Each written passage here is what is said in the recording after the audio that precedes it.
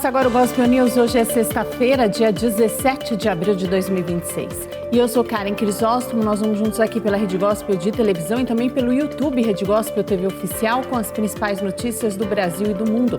Vamos aos destaques de hoje. Cunhado de advogado do Banco Master foi usado como laranja para ocultar patrimônio. Governo anuncia novas regras do Minha Casa Minha Vida. Lula é recebido por Pedro Sánchez em Barcelona. Petista iniciou giro pela Europa. Alexandre de Moraes vota para condenar Eduardo Bolsonaro por difamação contra Tabata Amaral.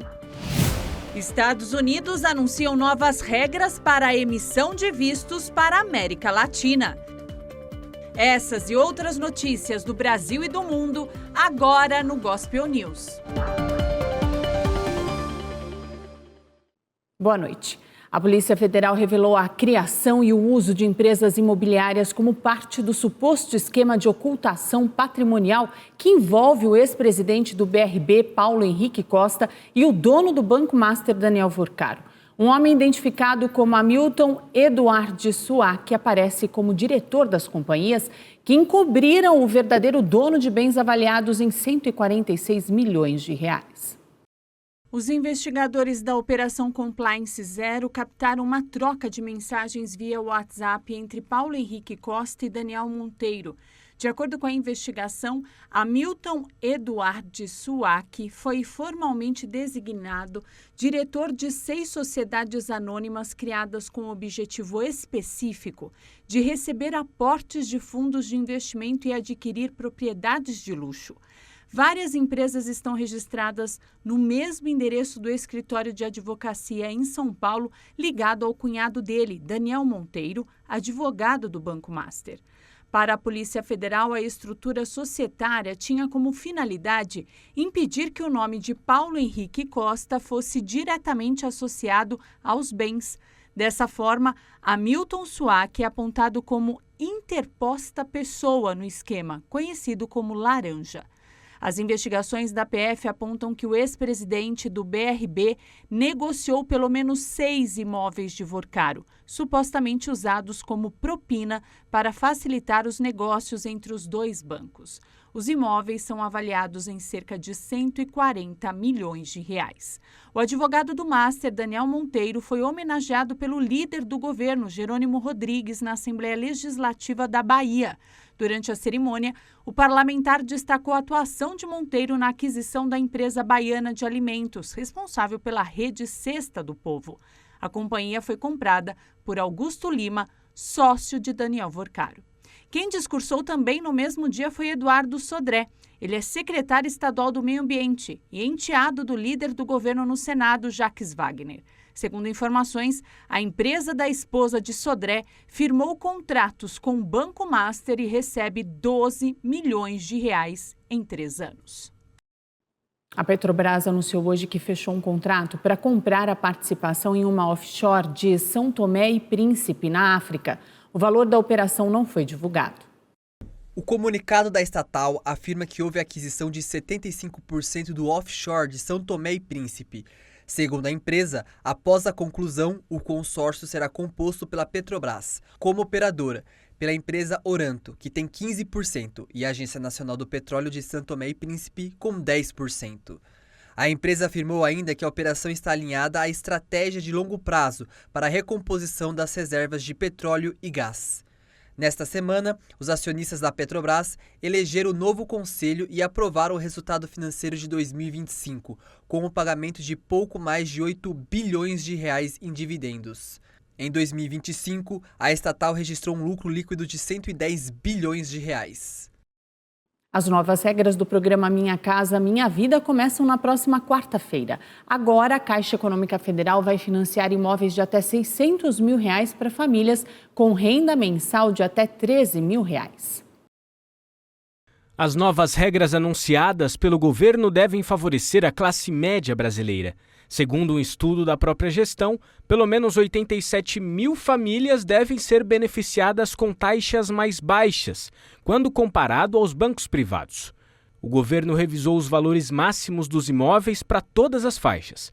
Quem está nas faixas 1 e 2 pode escolher um imóvel de até R$ 275 mil. Na faixa 3, os imóveis chegam a R$ 400 mil e na faixa 4, em R$ 600 mil. Nesta semana, o presidente Lula disse que o governo vai contratar 3 milhões de casas até o final do ano. Segundo ele, vai haver um aporte de 20 bilhões de reais do Fundo Social para Minha Casa Minha Vida. O Ministério das Relações Exteriores informou que o brasileiro Igor de Aguiar, de 23 anos, foi considerado desaparecido em combate na guerra da Ucrânia. Igor é estudante da Faculdade de Direito da Universidade de São Paulo e foi lutar na guerra da Ucrânia em julho do ano passado. As autoridades brasileiras estão em contato com a família do jovem para esclarecer o que aconteceu e prestar assistência consular. O governo federal sancionou hoje a lei que regulamenta a guarda compartilhada de animais de estimação em caso de separação de casais. A lei também diz que os custos, como alimentação, higiene e outros, ficam a cargo de quem estiver com o animal no período, mas que gastos com veterinários e medicamentos deverão ser divididos igualmente. O descumprimento repetido de regras pode levar à perda definitiva da guarda. O presidente Lula foi recebido pelo chefe do governo espanhol em Barcelona na manhã de hoje. O petista também esteve em um evento para celebrar a parceria entre os dois países. O presidente brasileiro Luiz Inácio Lula da Silva foi recebido pelo chefe de governo espanhol Pedro Sánchez em Barcelona nesta sexta-feira. Os dois líderes participam da primeira cúpula Espanha-Brasil, após ambos terem sido alvo de críticas pelo presidente dos Estados Unidos, Donald Trump. Lula também vai se reunir no sábado com os colegas regionais, incluindo o presidente da Colômbia, Gustavo Petro, e a presidente do México, Claudia Sheinbaum, para um encontro focado na defesa da democracia. O presidente tem uma série de eventos diplomáticos que devem fortalecer a relação entre Brasil e Espanha. A expectativa é ampliar parcerias estratégicas entre os dois países. Lula e Sánchez seguiram para uma reunião fechada. O presidente, que busca a reeleição esse ano, tem uma agenda intensa na Europa até o dia 21 de abril. Ele também vai visitar a Alemanha e Portugal. A agenda combina encontros de alto nível político, participação em fóruns multilaterais, reuniões com lideranças empresariais e a assinatura de acordos estratégicos. O ministro do Supremo Tribunal Federal, Alexandre de Moraes, votou na manhã de hoje para condenar Eduardo Bolsonaro a 1 ano de prisão por difamação contra a deputada Tabata Amaral. Moraes também pediu 39 dias multa, com o valor de 2 salários mínimos, o que dá mais de R$80 mil. Aconteceu hoje em Paris uma reunião liderada pelo presidente francês Emmanuel Macron e o primeiro-ministro do Reino Unido, Keir Starmer, para tentar reabrir definitivamente o Estreito de Hormuz. O primeiro-ministro britânico Keir Starmer, que enfrenta dificuldades políticas internas, foi recebido por Macron no Palácio do Eliseu na tarde de hoje. O encontro faz parte de uma tentativa de reduzir os impactos energéticos que a guerra tem trazido para o mundo todo.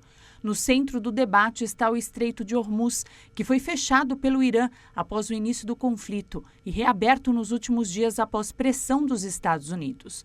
França e Reino Unido também lideram reuniões de planejamento militar.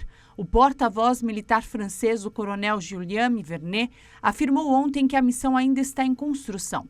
A ideia é que os navios com petróleo possam atravessar o Estreito de Hormuz sem risco de ataques, mas isso pode dar um trabalho grande para os militares. Isso porque o Irã espalhou diversas minas pelo estreito e até hoje não revelou em quais locais. O Reino Unido discute o uso de drones de caça-minas. Em meio a essa reunião, o Irã anunciou a reabertura total do estreito enquanto durar o cessar-fogo com os Estados Unidos. Segundo o ministro das Relações Exteriores do país, os navios poderão circular livremente pela passagem. Nesta sexta-feira, o presidente dos Estados Unidos, Donald Trump, agradeceu o Irã pela reabertura. O exército do Líbano denunciou hoje a violação do cessar-fogo por parte de Israel. O grupo terrorista Hezbollah voltou a atacar o território israelense. Fogos de artifício e disparos marcaram a noite em Beirute após a entrada em vigor de um acordo de cessar-fogo de 10 dias entre o Líbano e Israel. Mas o exército do Líbano denunciou nesta sexta-feira violações por parte de Israel do cessar-fogo, anunciado horas antes pelo presidente americano Donald Trump. O exército libanês acusou Israel de cometer atos de agressão e bombardeios em violação da trégua. Já o Hezbollah disse ter atacado soldados israelenses em represália. A trégua, que começou à meia-noite no horário local em ambos os países, ocorre enquanto os Estados Unidos intensificam seus esforços para alcançar um acordo que ponha fim à guerra no Irã.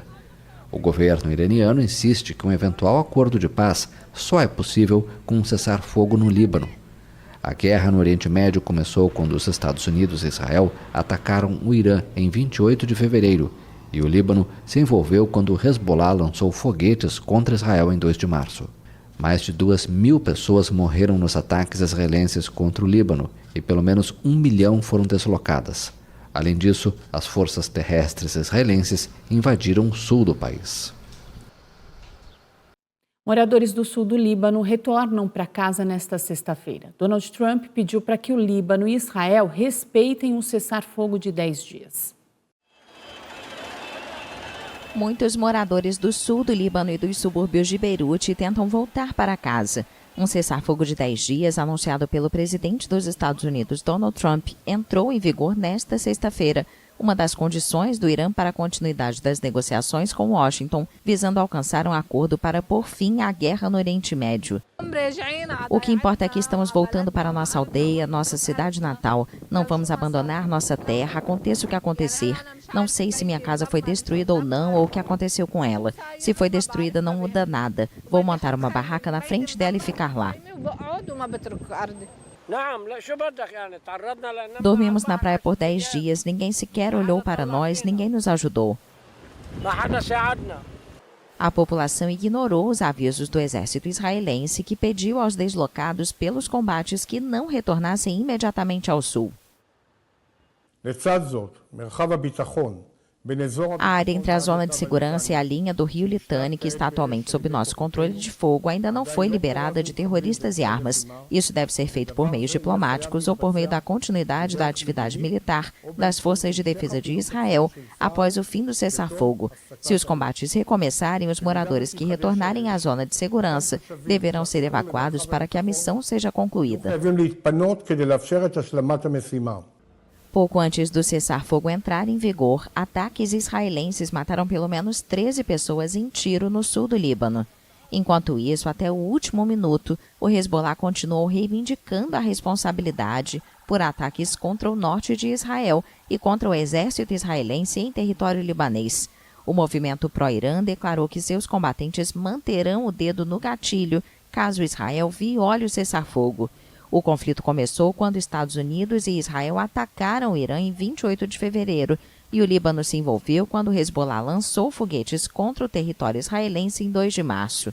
Segundo o Ministério da Saúde, mais de 2.200 pessoas morreram no lado libanês desde então.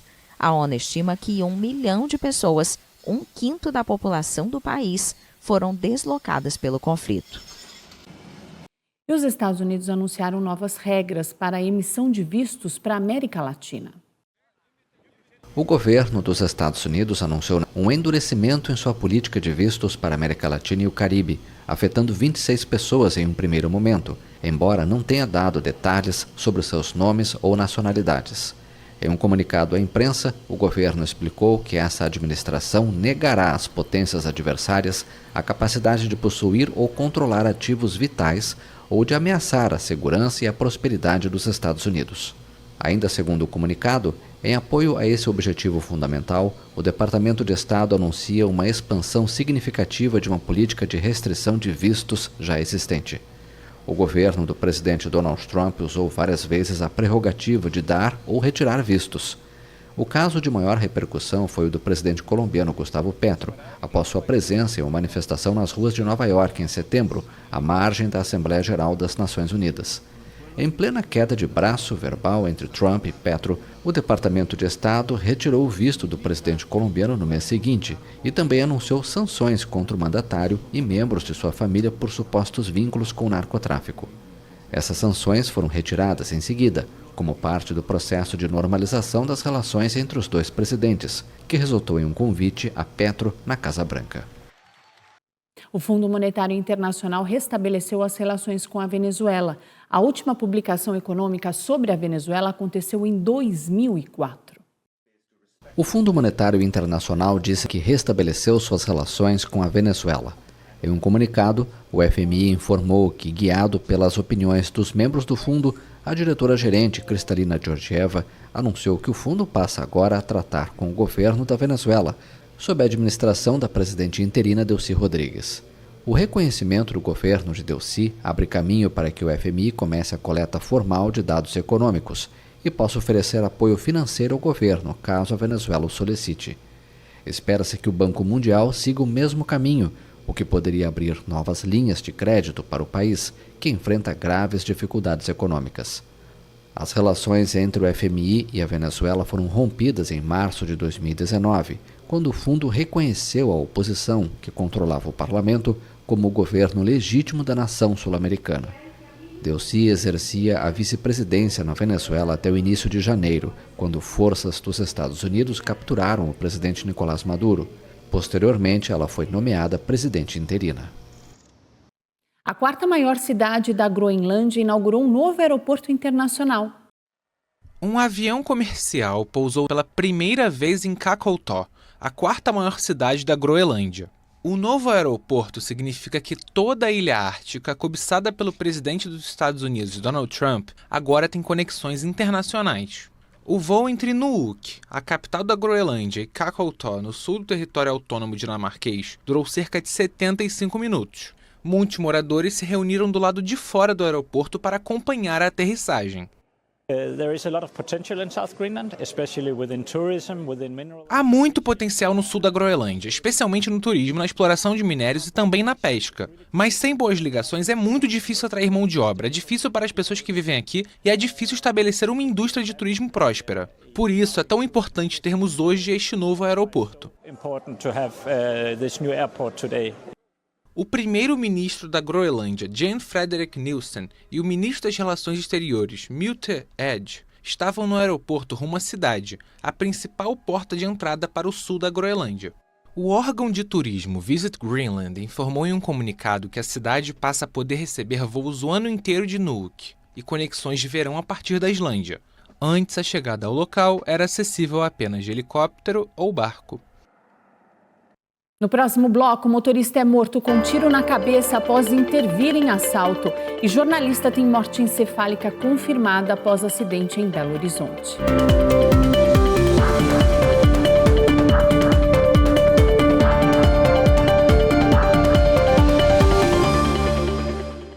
A Polícia Federal divulgou o balanço da operação que prendeu diversos influenciadores pelo Brasil. Foram apreendidos 55 carros de luxo, 120 armas e munições e R$300 mil em espécie. A ação da última quarta-feira terminou com a prisão dos cantores MC Rian, MC Pose do Rodo, além dos influenciadores Cris Dias e Rafael Souza, donos da página Choquei. Segundo a Polícia Federal, 55 carros de luxo e motocicletas foram apreendidos. Os veículos são avaliados em mais de R$20 milhões. A PF disse ainda que apreendeu 120 armas e munições, 56 itens de joia e relógios, dezenas de celulares e R$300 mil em espécie. Entre os itens de maior destaque estão uma Mercedes-Benz G63 rosa, de R$2 milhões, e uma réplica de um carro de Fórmula 1 da McLaren, encontradas na mansão de Cris Dias. Segundo a investigação, a organização utilizava o setor artístico e o entretenimento digital como fachada para limpar recursos ilícitos. O dinheiro tinha origem no tráfico internacional de mais de 3 toneladas de cocaína enviadas ao exterior, além de apostas em betes ilegais e rifas digitais clandestinas. Segundo a polícia, o grupo criminoso é suspeito de lavar mais de R$1,5 bilhão. As contas oficiais do MC Rian e do influenciador Cris Dias no Instagram foram retiradas do ar. A Meta disse que não vai comentar o caso. Um motorista de 42 anos foi morto com um tiro na cabeça ao jogar o carro contra assaltantes para tentar ajudar um entregador que seria vítima de roubo na zona sul de São Paulo. O crime aconteceu no bairro Vila Calu, na divisão com Itapecerica da Serra. Alisson Oliveira de Jesus estava no carro dele quando presenciou 2 criminosos em uma motocicleta tentando assaltar um entregador. O profissional conseguiu fugir, mas foi perseguido. Alisson tentou intervir e jogou o carro para cima dos criminosos e os arremessou contra o muro. Os ladrões conseguiram se levantar e atiraram na cabeça do condutor. Eles fugiram em seguida. Alisson tinha 42 anos e era funcionário de uma mineradora. Ele saiu de Minas para trabalhar em São Paulo e deixou 2 filhas. E o jornalismo brasileiro está em luto. A profissional Alice Maria Ribeiro, de 35 anos, do Grupo Bandeirantes, teve a morte encefálica confirmada após se envolver em uma batida na região metropolitana de Belo Horizonte. Ela tinha acabado de gravar uma reportagem sobre obras na região para reduzir acidentes. Alice estava no carro da emissora quando o veículo colidiu com um caminhão na rodovia. A equipe do Grupo Bandeirantes retornava à capital mineira após a produção de uma reportagem sobre a importância da duplicação da BR-381 para reduzir acidentes. O repórter cinematográfico Rodrigo Lapa, de 49 anos, que dirigia o veículo, morreu ainda no local. Ele era natural de Porto Alegre e deixou a esposa e uma filha de 6 anos. Alice teve morte encefálica confirmado pela emissora na noite de ontem. Ela estava em coma na unidade de terapia intensiva do Hospital João 23, na região centro-sul da capital mineira, com diagnóstico de traumatismo craniano e múltiplas fraturas. Ela deixou o marido e um bebê de menos de 1 ano.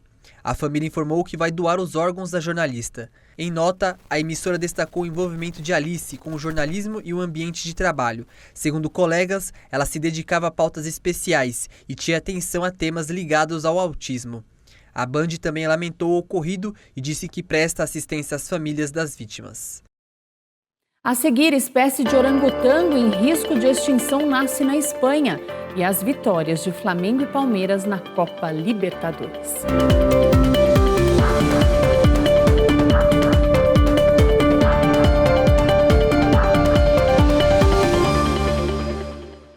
O orangotango nasceu no Zoológico de Madrid, na Espanha. A espécie é classificada como em perigo crítico de extinção. O Zoológico de Madrid tem um novo habitante, um pequeno orangotango de Bornéu, uma espécie classificada como em perigo crítico de extinção. O filhote nasceu no começo do mês, com 1,5 kg e boa saúde. A verdade é que ha sido muito emocionante.